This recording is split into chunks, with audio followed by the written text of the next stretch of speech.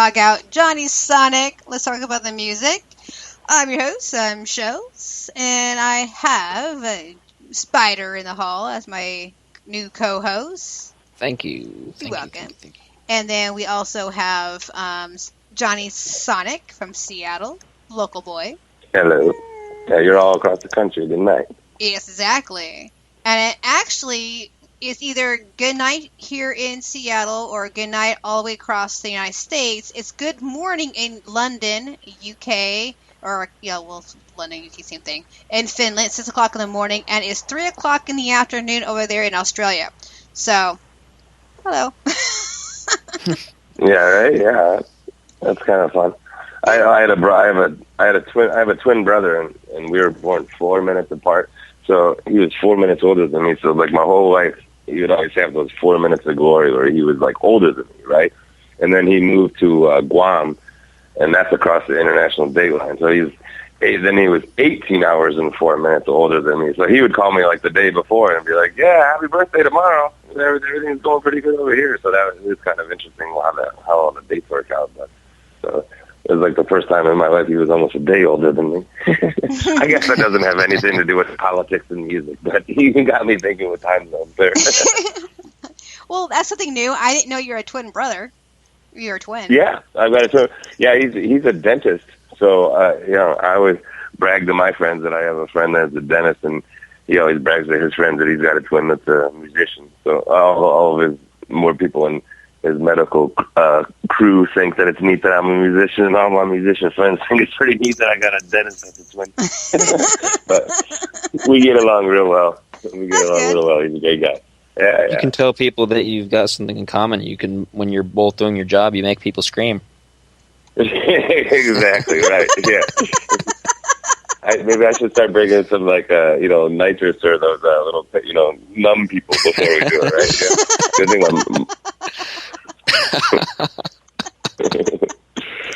Yeah. Good thing I don't want to be drooling on the mic as long as my mouth is not numb, right? That's funny. Oh my God, I'm crying. Sorry. He does have a very similar voice than me, so if you called in, you could just take over for me. You guys probably wouldn't realize. We tease my mom, and we'll both call my mom, and she doesn't know. She can't tell us apart. We don't look anything alike, but we sound a lot. So then, how do we know that we're not talking to the dentist right now? I mean, we could be. I don't think you do know for sure. Asked you a bunch of questions ahead of time. Yeah, I know. Well, you can start asking me about molars and fillings and stuff. You'll be able to tell real quick I'm not a dentist.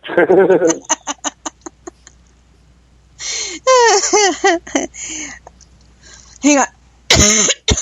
Oops, sorry. I was trying to close my mic and I didn't catch it in time. Sorry, guys. All right, so backstage, back at the studio, whatever, off the mic, we were going through topics, and Spider mentioned that he's kind of concerned before he brings it up. I tell him, take off your shirt, man. Say it. So see what's on your mind. Just do it. It's the top of the show. Controversial. Go for it. Just no swearing. We try hard. Getting kind of on like a sidetrack as far as the activism subject in music is. There's also kind of there's subcultures in music just as there is in society, and some of these subcultures can really be kind of harmful, and musicians are kind of no stranger to that kind of thing. There's all kinds of genres of music that are really kind of underground that most people might not know are out there, but they push things that are really not super acceptable, like going through some of the research that we did for the show here. There's racist music, there's like neo-Nazi music, there's things that if there's something that people are passionate about, whether it's good or bad, then someone will sing about it or make music revolving around it somehow. And you don't always think about the really negative aspects that can come along with some of these things. Like there's some really vile music that kind of could exist out there, pushing some really vile ideas, and you're kind of on the fence. You don't really necessarily want to censor things because that's, free speech and all that. But at the same time, it's like, how far do you want these things to reach necessarily? Yeah, that's a very good point. Because every time that you're vocal about what you think or your politics, someone's going to disagree with you. So when you hear somebody like when you have all that, like a lot of skinhead type music or that kind of stuff, like it's really disagreeable to the majority of folks. But to the folks that are their fans, they love that. Like they love that as much as the politics that we're talking about, right? So yeah, you're right, because you can't. I don't want to be censored. So at the same time, I don't want to censor somebody else, but. You almost wish that they would just shut up, right? Kind of like the Black Power here is taking over everywhere, who just wants to make noise and not really make a statement. Well, in their head they're making a statement, but to me they're just making noise. Black matters. Of course it matters. So everything matters. You're not just your color. Everything matters. Yeah, there's an awful lot of that out there where it's like, there's a lot of angry people, and I can understand why they're angry, but what they're communicating isn't really helping them, and it's actually causing more harm than good by pushing the attitude in a similar but opposite direction, where it's just creating more anger and more deep feelings of kind of not really being constructive, not really trying to help fix the issue that's really the problem. Mm-hmm. It's like opposite. Like anti-activism almost, I guess. Yeah, there's a sticker going around Facebook say, I'd rather pee next to a transvite than pee next to a big. And like, what? No, you gotta go. Who cares who's you're next to each other? What kind of crap is that? Sorry, I swear. What kind of stuff is that? Seriously. Anyway. There's my rant. Yeah, and people put that to music, and it's like, why? If you've been out to a crowd of people, and a lot of people have told you probably shouldn't really be saying that so loudly, what would make you think that putting it to music would be a better idea? Yeah, for sure. I think sometimes people put things out there just to get some kind of a reaction to it. Yeah. So that's my there's opinion. That too. Yeah. There's a lot of that. There are a lot of musicians that aren't necessarily, they don't really have, they're not really pushing an opinion per se, but they're just pushing shock value, which you've always had that. I mean, there's always been music that's just been perpetuated for shock value. Mm-hmm.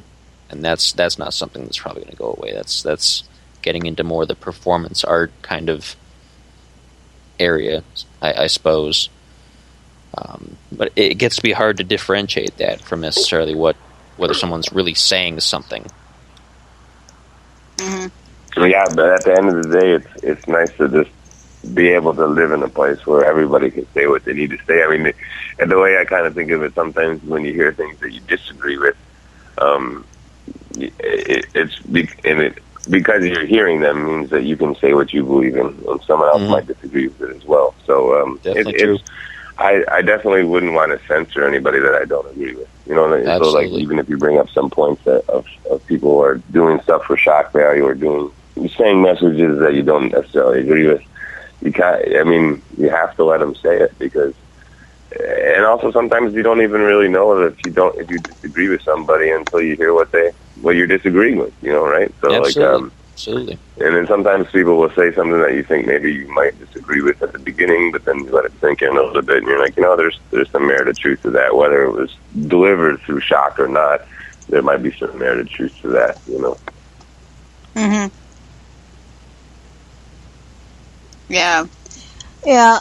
I don't know. There's this. I don't know. It's just that whole point of it. My opinion. People go back to Black Matters.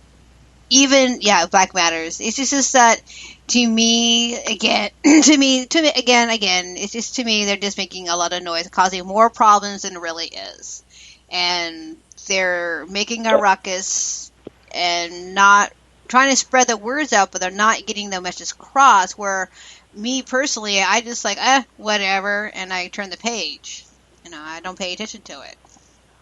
Yeah, but to a point of that, I might disagree with you a little bit there, because I think, like if you think about a lot of the civil rights activism and things like that, sometimes if you're not, sometimes you need to yell. Sometimes you need to make your voice heard. And any time that there's been any sort of change with the way that policies have been, whether it's been women voting or black folks voting, or just the fact that is, back, you can go back real far, or you can go back real recent. Anytime there's a group that's oppressed that needs to speak up, it's sometimes the people who aren't as oppressed don't agree with the way that they've brought it up, and that's fine if you don't agree with maybe the way that they brought it up, but you kind of have to understand where it's coming from, and that there's probably is some sort of merit. I mean, if someone is screaming and yelling and hollering, they probably have some sort of reason in their heart of why they're screaming and hollering. So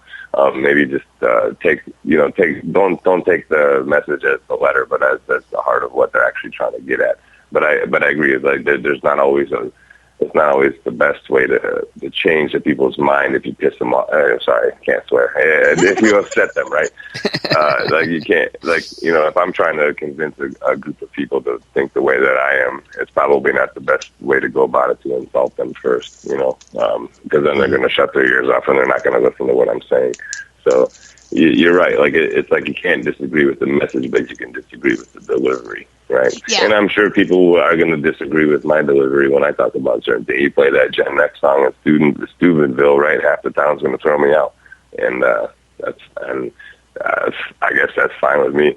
So there's probably some people that are yelling that you might disagree with, or other folks that disagree with, that they kind of they don't care if you throw them out, because they believe strongly in what they're thinking, So you can't censor them, you can't censor them. And try to always just think of, the spirit of what they're getting at, as opposed to maybe you might, even if you disagree with their methodology, you should pay attention to what the heart of what they're trying to get at, I guess you got a point there, because sometimes if they are trying to do it, like, for example, a polite way of doing it, and they're not being heard, perhaps going all out, causing a ruckus is the only way they're going to get attention to be heard. So maybe you got a point there.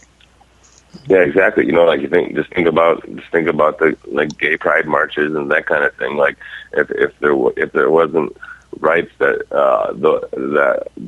those folks were seeking, there wouldn't really be a need for them to march, right? If they had everything that they wanted, they wouldn't be yelling in the first place. So True. Whether or not you agree with the yelling, you're like, well, why are these folks yelling? And what situation are they coming from that makes them want to yell?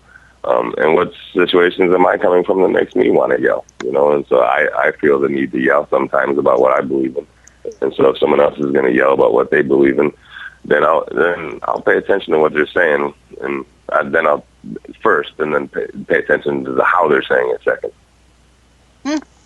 Good point. Okay, I'll be right back with more. I got one more song with Johnny Sonic, but we'll play that right after the break. Be right back, guys. Join us April 13th on Let's Talk About the Music, when the Action Adventure Circus Super Geek League will be talking everything geek. Find out why they are the most unique performance group in the Pacific Northwest. Also on the show co-hosting will be myself, character voice actor and vocal impersonator Ty the Voice Guy. All this and more April 13th, starting at 8 p.m. on Let's Talk About the Music. In the past 12 months, almost 500,000 Australian women reported that they had experienced sexual or physical abuse in their homes. As of September 24, 2015, 63 women have died. This fact appears at the beginning of the new music video for the song Mayfair by Winter's End of Sydney, Australia. Wednesday, April 20th, on Let's Talk About the Music, we'll talk with the band about domestic violence. Tune in from 8 p.m. to midnight Pacific Standard Time to listen and chat live. Let's Talk About the Music is wanting your sponsorship to advertise on the show's podcast. Anyone, anywhere in the world can advertise. We're especially looking for small businesses, event and festival coordinators, and venues. For pricing and special offers,